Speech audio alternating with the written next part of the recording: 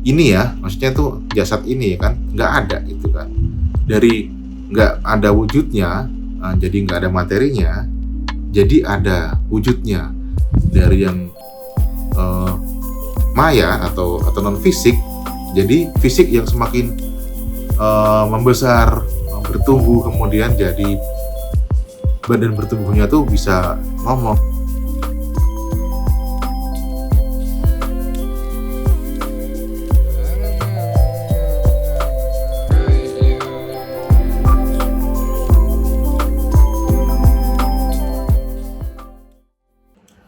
Assalamualaikum warahmatullahi wabarakatuh. Salam damai, salam sejahtera, salam kebajikan, salam yang indah-indah pokoknya Om Swastiastu. Ketemu lagi dengan saya Yahri Vandaru di channel Sinau Urip, channel yang membahas tentang apapun, diskusi mungkin atau obrolan-obrolan yang mungkin bisa jadi satu inspirasi atau apalah gitu yang mungkin bisa menarik untuk teman-teman penonton khususnya. Jadi memang ini bukan pelajaran, bukan ajaran, bukan doktrin ya, pokoknya ini hanya media saya dan teman-teman untuk bercerita ya.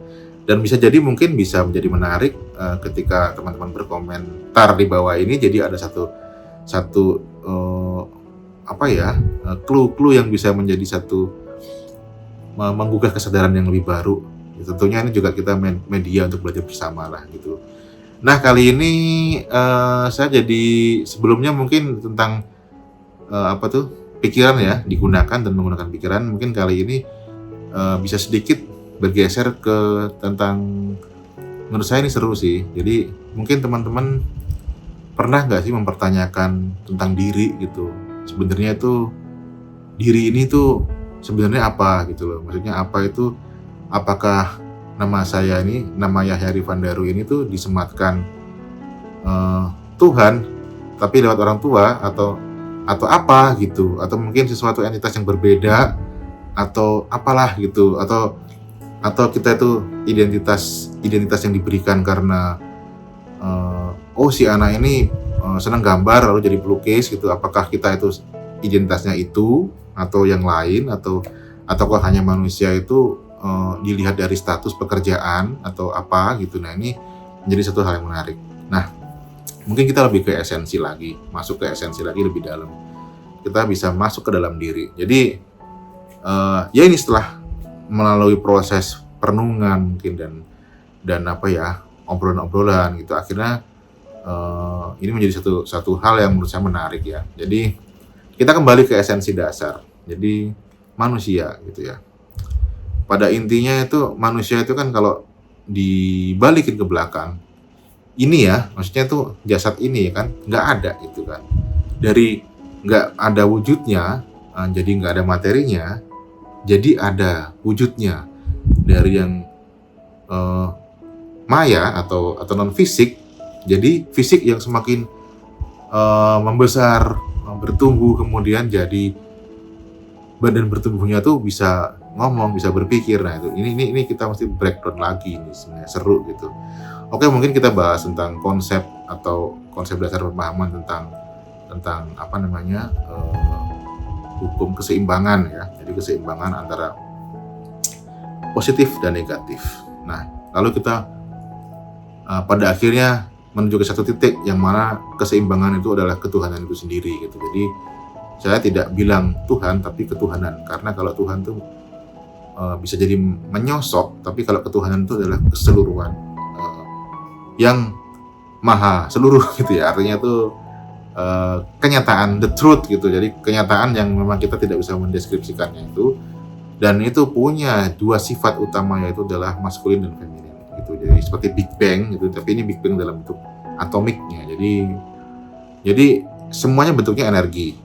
Ketika energi ini masing-masing itu bisa positif negatif ketemu tek gitu ya, dalam bentuk atomik itu bisa terjadi di luar atau di dalam tubuh manusia. Nah, ini sebenarnya kita langsung ke arah ini. Ketika ada satu laki-laki dan perempuan berarti kan unsur ketuhanan, feminin maskulin mewujud dalam bentuk manusia, positif negatif, membawa energi positif negatif tentunya dong. Nah, itu bertemu lalu jadi ini kan dua ya, dua menjadi satu, tumbuh satu, seperti itu. Seperti tumbukan atom yang tumbuh menjadi lebih besar.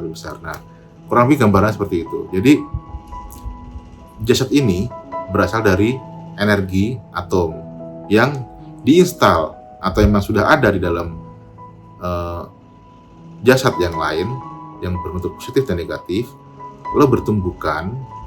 Atomnya kan bertumbukan juga tentunya, unsurnya tadi itu, energinya itu bertumbukan, lalu tumbuh menjadi banyak, jadi sel bertumbuh menjadi zigot atau janin, lalu berkembang jadi bayi, dan manusia bertumbuh sampai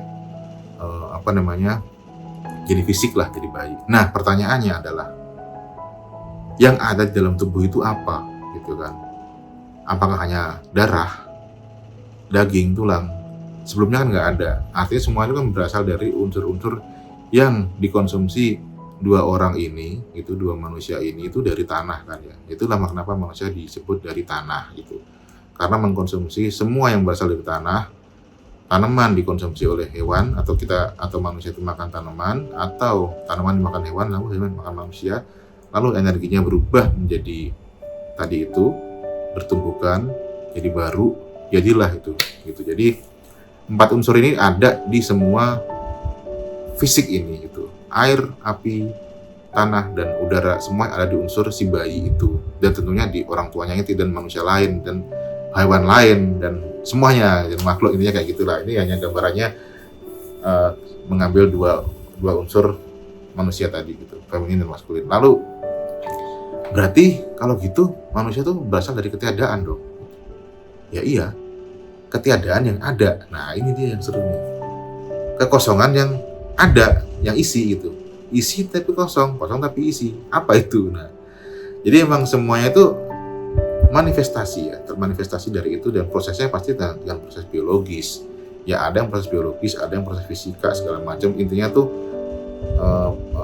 itu adalah proses manifestasi dari energi yang bertumbukan. Nah, lalu diri ini apa? Gitu kan?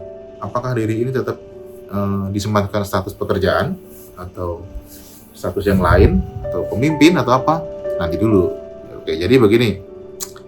Ketika manusia itu sudah menjadi bayi, udah lahir nih, ini kan udah diinstal nih, human design-nya dia ini udah diinstal dari aliran energi yang tadi itu dibentuk itu, komposisinya itu udah terinstal melalui konstelasi energi sendiri, lalu dipengaruhi oleh seluruh semesta ini, bagaimana posisi matahari saat itu, waktunya, udaranya, siklus bintang segala macam itu menjadi human design si bayi ini gitu. Ketika artinya dia punya basic atau punya karakter seperti ini gitu. Oke, lalu bayi ini bertumbuh dipengaruhi oleh lingkungan, informasi-informasi yang ada dari orang tua, dari sekitar. Mungkin bisa jadi pertumbuhannya berbeda dengan human design-nya, dan itu pun juga sebenarnya tergantung bagaimana pola ajaran, pendidikan segala macam dan membentuk karakter ini gitu. Lalu bayi ini tumbuh dewasa, belajar, kemudian satu waktu mempertanyakan, sakjane iki aku apa gitu. Aku nih sebenarnya apa, kok begini gitu. Artinya misalkan dalam kehidupan tuh dia melenceng gitu kan dari human design tuh, kok sengsara gitu, kok tiba-tiba nyungsep gitu. Sebenarnya aku ini apa? Nah, disitulah ketika ada pertanyaan itu, akhirnya kembali lagi si bayi ini akhirnya tumbuh kesadaran untuk mempertanyakan eksistensinya gitu. Pertanyaan eksistensial. Akhirnya dia mencari membreakdown tubuhnya seperti yang saya lakukan sekarang ini, membreakdown itu. Nah, akhirnya lalu apa sih identitas itu? Siapa diri ini gitu? Status apakah hanya pekerjaan? Yaitu ternyata manusia ini ya sejatinya itu adalah percikan energi ketuhanan tadi yang ingin mengalami perjalanan fisik, ingin merasakan makan. Jadi Tuhan yang percikan Tuhan yang percikan ketuhanan ya, bukan Tuhan, sorry ya, yang melatih ya, tek menjadi fisik ya, ada yang hewan, ada yang tumbuhan, ada yang manusia, ada yang apa, macam-macam, yang mengalami proses kemudian mewujud menjadi atau memanifestasi atau mewujud menjadi satu fisik yang memang pengen mengalami kehidupan di secara fisik gitu. Tujuannya apa? Ya tujuannya untuk mengalami ketuhanan itu. Jadi ketuhanan itu pengen mengalami dirinya sebagai wujud-wujud yang berada di kehidupan gitu. Ya untuk membuktikan bahwa kesemuanya itu ada gitu, nyata gitu loh, kenyataan. Nah, makanya kenyataan ini kenyataan ini merupakan salah satu bentuk ketuhanan gitu. Kesadaran universal, pemahaman itu adalah ketuhanan itu sendiri semuanya. Jadi memang ketuhanan yang mewujud menjadi bentuk-bentuk yang macam-macam, mengalami dirinya sendiri. Nah itulah sebenarnya diri itu gitu. Bingung nggak sih? Rumit ya. Memang sih intinya gini.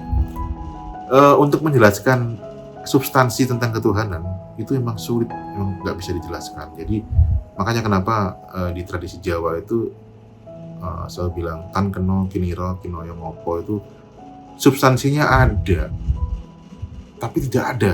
Gimana cara jelasnya ada tapi tidak ada? Panca indera kita nggak bisa mengakses itu, tapi rasa ini yang bisa merasakan, yang bisa mengalami. Memang itu yang namanya ilmu rasa, itu memang sangat luar biasa dan sulit untuk dijelaskan. Jadi kalau ditanya lagi, kamu siapa? Mungkin ada istilah pertanyaan kubur ya, kamu siapa? Itu ya sebenarnya ya kamu sendiri gitu. Ya semuanya, aku bagian ini tuh bagian dari semuanya. Bukan identitas aku sebagai seniman, aku sebagai aku sebagai individu ini, itu udah lenyap. Jadi pertanyaan tentang siapa diri ini ya bukan apa-apa, ya memang bagian dari ketuhanan gitu aja. Nggak ada identitas sebenarnya. Yang ada hanya kenyataan ini gitu. The truth, kenyataan ini itu ya hanya yang tidak bisa disebutkan, tidak bisa dijelaskan, tidak bisa dideskripsikan, yang manusia hanya bisa menyebut itu dengan istilah sebenarnya bukan Tuhan tapi ketuhanan atau keutuhan dalam ketuhanan, atau tan kenal yang ngopo, ya itu adalah ungkapan saking tidak bisa membahasakan. Itulah identitas sebenarnya gitu. Jadi nggak ada yang lain kecuali hanya kenyataan ini. Kalau di tradisi Islam mungkin yang la ilaha illallah itu ya tidak ada yang lain kecuali Allah itu sendiri itu. Dan Allah itu sebenarnya kenyataan ini gitu ya. Ya kalau dibilang kenyataan ini terlalu sempit juga. Pokoknya intinya sulit untuk dijelaskan.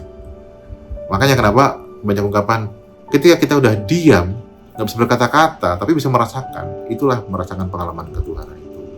Atau lebur atau manunggaling kawula Gusti, kurang lebih seperti itu. Oke, baik, ini hanya opini ya, atau ya pelajaran yang saya alami, dan mungkin teman-teman kalau pengen berkomentar monggo silahkan, dan ini sangat terbuka dan rasanya kita seru berdiskusi mungkin teman-teman di kolom komentar. Baik, demikian semoga ini seru. Wassalamualaikum warahmatullahi wabarakatuh. Salam damai, salam sejahtera, salam kebajikan, Om Swastiastu.